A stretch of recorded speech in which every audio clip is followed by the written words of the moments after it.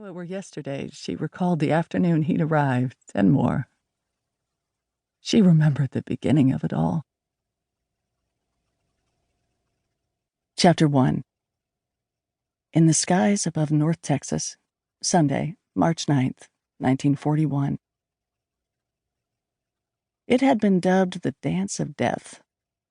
The aerial stunt was Jessie Lovelace's favorite because of the precision required to align the double wings of the Jenny so that they overlapped and hovered between those of the biplane flying alongside hers. It demanded a great deal of trust in the other pilot's skill as they both cruised over the airdrome in tandem at a predetermined altitude and speed.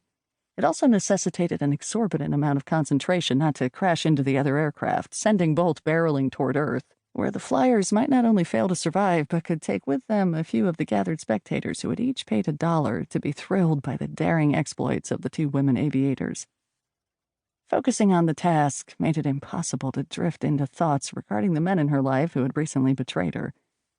Her brother, who'd gone off to fight in a war that wasn't theirs to fight. "It will be," he'd said. "Eventually Hitler will come for us, especially if England falls." Their father, who died unexpectedly in his sleep 3 days after Christmas. He hadn't left any instructions or made any arrangements regarding his half of the flight school he'd established with his brother following their return home after flying planes for the Army during the last war with Germany.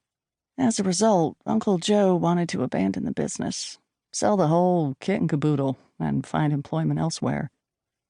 Her boyfriend, a term that had worked when she and Luke Caldwell were in high school, but now that she was 24, seemed juvenile. However, when she'd mentioned that little tidbit to him, he'd grinned and said, "Fiancé works or wife." Since her dad's passing, Luke had been pushing for them to marry. Even her mom was dropping not-so-subtle hints that it was long past time Jessie became a homemaker. Try as she might, however, Jessie couldn't envision finding satisfaction in the before-sunup to after-sundown life of a rancher's wife. The truth was, she resented her brother for finding a way out of Terrence. Resented even more that his flight skills had made his escape possible. Her ability to handle an aircraft was equal to his, but the only aviation avenues she'd had any luck securing were crop dusting and barnstorming, neither providing consistent employment, sufficient income, or the more fulfilling life she craved. Occasionally, she gave flying lessons at the Lovelace School of Aviation, but she was growing weary of constantly searching for work, being forced to take the odd job where she could find it, and feeling like she'd gone into a stall, unable to regain lift. As she neared Annette Gibson's airplane, she took a deep, cleansing breath and cleared her mind of everything except the matter at hand, focusing completely on lining up her wingtips between Annette's, then slowly, carefully easing closer until the edges intersected slightly, stopping just shy of making contact with the struts bracing the upper and lower wings. As they sailed along together, she experienced a rush of pleasure. She might not always be in control of her life, but she was in control of this baby, her father's Curtiss Jenny, which she'd purchased nearly 20 years earlier as the start to his business. After passing over the crowd, she and Annette peeled away from each other, going into a ballet of loops and rolls. Then another dash over the gathering, coming in so low that people ducked, even though they were in no danger of being hit by the wheels. Annette carried on to land, but Jessie wasn't quite done yet.